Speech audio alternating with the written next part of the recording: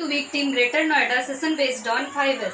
आइए जानते हैं कि ये 5S क्या है। ओके, तो 5S जो है ये जापान से आए हुए वर्ड्स हैं। सीरी फर्स्ट जो है वो सीरी होता है, सेकेंड वर्ड है सीटोन एंड थर्ड वर्ड है सीसो, फोर्थ है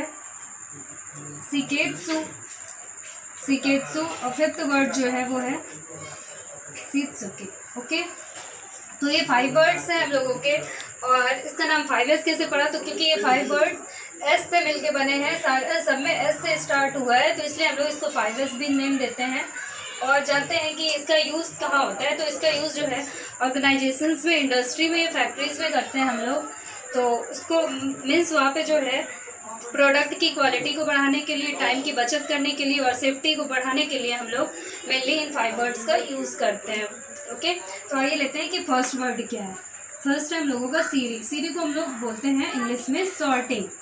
ओके, सॉर्टिंग मीन्स जो चीज़ नेसेसरी अननेसेसरी थिंग्स है फैक्ट्री में, तो उसको अलग अलग कर लेना। जैसे कि बहुत सारी चीज़ें ऐसी होती हैं जो ज़रूरत की हैं और जो नहीं ज़रूरत की हैं वो एक साथ रखी रहती है, तो उसको अलग अलग कर लेना चाहिए जिससे कि ज़रूरत वाली चीज़ें हम लोग को टाइम पे मिल जाए। तो सॉर्टिंग में फर्स्ट पॉइंट जो आता है वो है not needed at all, means जो बिल्कुल ही वेस्ट हो, जिसका कोई यूज़ ना हो, तो उसको हम लोग क्या करते हैं, फाइनली रेड टैग लगा के हटा दिया जाता है उस चीज़ को। एंड सेकेंड पॉइंट जो आता है needed but not now, means ज़रूरत तो है बट इस टाइम में नहीं है, फ्यूचर में।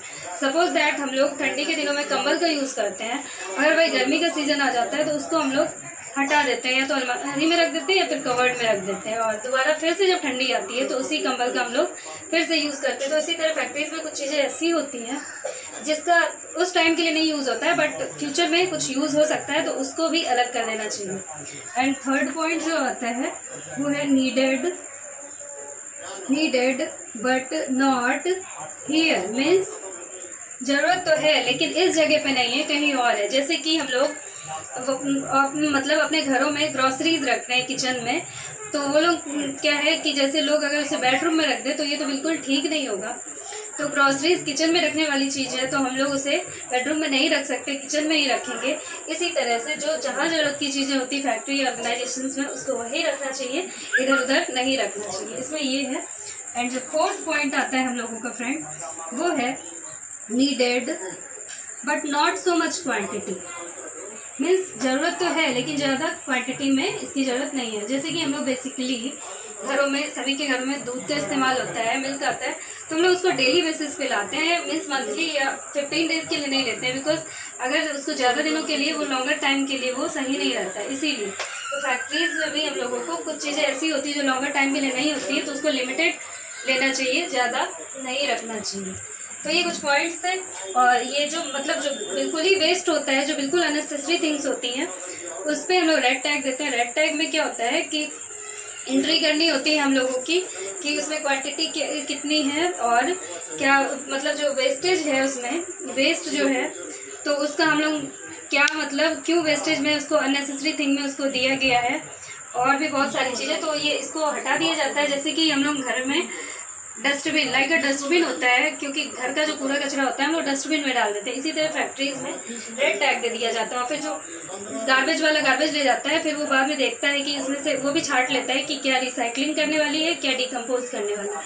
तो इसी तरह से वो जो अननेसेसरी थिंग्स होती है उसको फिलहाल के लिए रेड टैग दे देते हैं, बाद में उसको देखा जाता है कि क्या है और कैसे इसमें क्या करना है। ओके, तो अब हम लोग देखेंगे नेक्स्ट पॉइंट अपना सीटोन। सीटोन क्या है फ्रेंड्स, आइए जान लेते हैं सीटोन क्या है। सीटोन को हम लोग बोलते हैं सेट इन ऑर्डर, मीन्स किसी भी चीज़ को अरेंज करना, सही जगह पे रखना। ये नहीं कि कोई भी चीज़ कहीं भी रख देते हैं, तो इसका ये क्या होता है कि मतलब जब हम लोगों को उस चीज़ की ज़रूरत पड़ती है तो फिर हम लोग ढूंढ नहीं पाते, ढूंढने में भी टाइम लगता है, फिर तब तक टाइम बहुत निकल चुका होता है, तो ये सही नहीं है। टाइम इससे क्या होता है, वेस्ट होता है। तो उसके लिए फैक्ट्रीज में, ऑर्गेनाइजेशंस में बहुत सारी मतलब चीज़ों को बिल्कुल ऑर्डर में सही जगह पे अरेंज करके रखना चाहिए। एक शैडो बोर्ड होती है, फैक्ट्रीज में यूज़ की जाती है। इसमें क्या होता है कि टूलिंग्स को मार्क करके डिस्प्ले कराया जाता है। सपोज दैट ये टूल्स हैं कुछ, ये कुछ टूल्स हो गए, तो इसको क्या करते हैं, इसको इसको मार्क करते हैं और इस पर डिस्प्ले कराते हैं। तो इससे क्या होता है, ये एक तरह की मैकेनिज्म होती है, ये एक तरह की मैकेनिज्म। और इसको हम लोग इस तरह से क्या होता है कि इससे टाइम की बचत होती है। कैसे, तो देखिए इसके बाद में जैसे एक टोकन बोर्ड लगा देते हैं। टोकन बोर्ड में सभी के नाम लिखे होते हैं।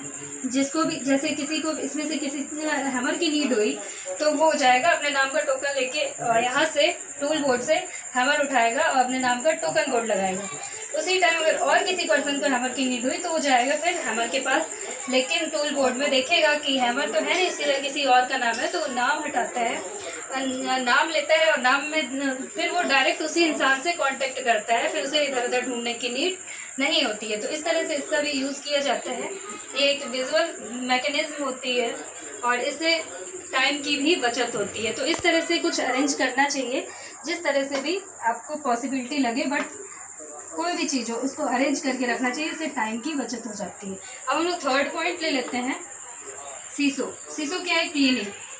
मीन्स जहाँ हम लोग ऑर्गेनाइजेशंस में या फिर फैक्ट्री या इंडस्ट्रीज में काम करते हैं तो वहाँ क्लीनिंग भी ज़रूरी है, क्लीनिंग भी होनी चाहिए। तो क्लीनिंग में भी क्या, cleaning with meaning. Means cleaning का कोई ना कोई मीनिंग होना चाहिए कि हमें उस चीज़ को कैसे साफ़ करनी है और किस तरह से साफ़ करनी है। सपोज दैट कोई इक्विपमेंट है तो उसको कैसे रियर में, फ्रंट में, टॉप में, बॉटम में, लेफ्ट राइट 6 साइड्स में सफाई करनी है, ओके।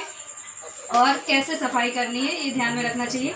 और जो आता है वो क्लीनिंग विद इंस्पेक्शन, मीन्स निरीक्षण भी करना चाहिए, जांच भी करनी चाहिए उसमें कि हमें कैसे इसको साफ करना चाहिए और कैसे देखना चाहिए कि कहीं उसमें कुछ स्पार्क तो नहीं कर रहा है, या फिर कोई अगर ऑयल टैंक है तो वो कहीं लीकिंग तो नहीं कर रही। तो ये सब ध्यान में रखते हुए सफाई करनी चाहिए। और वहाँ जो वर्कर्स काम करते हैं उनको डेली रूटीन में सफाई को लाना चाहिए और बोलना चाहिए कि डेली सफाई करें, ओके। आइए लेते हैं फोर्थ पॉइंट। फोर्थ पॉइंट जो है हम लोगों का वो है, फोर्थ पॉइंट है शिकेत्सु। शिकेत्सु जो होता है, शिकेत्सु जो होता है फ्रेंड्स, उसको हम लोग बोलते हैं स्टैंडर्डाइज। स्टैंडर्डाइज मीन्स मानकीकरण करना, किसी भी चीज़ का मानकीकरण करना। तो क्या होता है कि जैसे हम लोग सड़कों पे चलते हैं तो क्या होता है, वहाँ साइन बोर्ड्स लगे होते हैं, जैसे कि मुंबई लिखा है इंग्लिश में और फिर नीचे हिंदी में लिखी हुई है। तो इसका मतलब ये फॉन्ट साइज कैसे रखने हैं, पहले इंग्लिश में लिखा होना चाहिए, हिंदी में, और कितनी हाइट पे साइन बोर्ड लगाना चाहिए, कितनी हाइट पे साइन बोर्ड लगाना चाहिए, ये सारी चीज़ें स्टैंडर्डाइज में देखी जाती, तय की जाती हैं, ओके। जैसे कि कहीं ऑयल की फैक्ट्री होती है तो जैसे कास्टिक को ब्लैक कलर से डिनोट करते हैं, मीन्स कोडिंग कर देते हैं कास्टिक को, या वाटर को हम लोग ब्लू कलर से कोडिंग कर देते हैं। तो इस तरह से वहाँ कोडिंग का इस्तेमाल किया जाता है, ये सब स्टैंडर्डाइज में आ जाता है। और इन तीनों चीज़ों को जो पढ़ा, सीरी, सीटो और सीसो, इन सबको जो हम लोगों ने पढ़ा है, तो ये इन सबको जो रेगुलर नियम में लाना भी स्टैंडर्डाइज में आ जाता है, मीन्स स्टैंडर्डाइज में आता है। इन सबको नियम में लाना स्टैंडर्डाइज में। और जो फिफ्थ पॉइंट है हम लोगों का, फिफ्थ पॉइंट है शित्सुके। आइए ये जान लेते हैं क्या है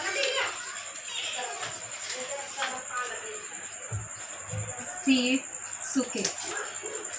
ये है सस्टेन मीन्स अनुशासन में रहना, सेल्फ डिसिप्लिन मीन्स नियम में रखना। अब हम लोग सभी जानते हैं कि बिना डिसिप्लिन के कोई भी काम नहीं हो पाता है, चाहे स्कूल हो या फिर कॉलेज हो या फिर घर हो, हर जगह अगर डिसिप्लिन नहीं है, लाइफ में भी अगर डिसिप्लिन नहीं है तो फिर वो लाइफ सही नहीं होती है।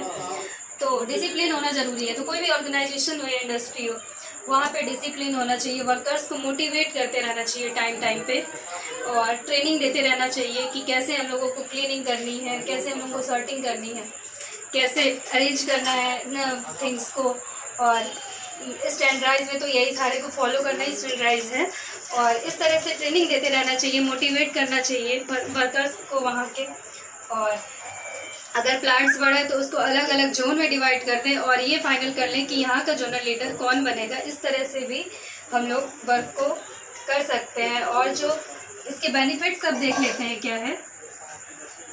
बेनिफिट्स जो है फ्रेंड्स इन 5 वर्ड्स के, वो ये है कि किसी भी कंपनी के प्रोडक्ट की जो है वो क्वालिटी इंक्रीज कर जाती है, क्वालिटी इंक्रीज करती है। ओके, प्रोडक्ट की क्वालिटी इंक्रीज कर जाती है। इन्वेंट्री लेवल जो है वो डिक्रीज करती है, इन्वेंट्री लेवल डिक्रीज कर जाती है, और कॉस्ट जो है वो भी कम हो जाती है, कॉस्ट कम हो जाती है, और रिजेक्शन में कमी होती है। जो थिंग्स हम लोग बनाते हैं, कोई भी प्रोडक्ट बनाते हैं तो उसके रिजेक्शन में भी कमी आती है, रिजेक्शन में भी कमी हो जाती है। और भी बहुत सारी चीज़ें हैं जैसे हम लोगों को फ़ायदा होता है इन सारी चीज़ों को लेकर। सेफ्टी बढ़ जाती है, क्योंकि अगर आप सिस्टमेटिक वे में वर्क करोगे तो आराम से अच्छे से काम होगा, और सेफ्टी भी बढ़ जाती है, कोई प्रॉब्लम नहीं होती है। सबसे पहले सब कुछ अरेंज अगर करके रखते हैं तो हम लोगों का टाइम बचता है, और टाइम बचता है तो फिर सब कुछ है। अगर जिसके पास टाइम है उसी के पास सब है। सबसे प्रीसियस होता है वो टाइम होता है, तो इसीलिए सबसे पहले अरेंज करना आना चाहिए, कैसे थिंग्स को अरेंज करना है। ओके, तो आई होप कि आप लोगों को ये सेशन समझ में आया होगा। फिर से हम लोग किसी नेक्स्ट सेशन में मिलेंगे, तब तक के लिए आप सभी को वीक टीम की तरफ से नमस्ते, थैंक यू।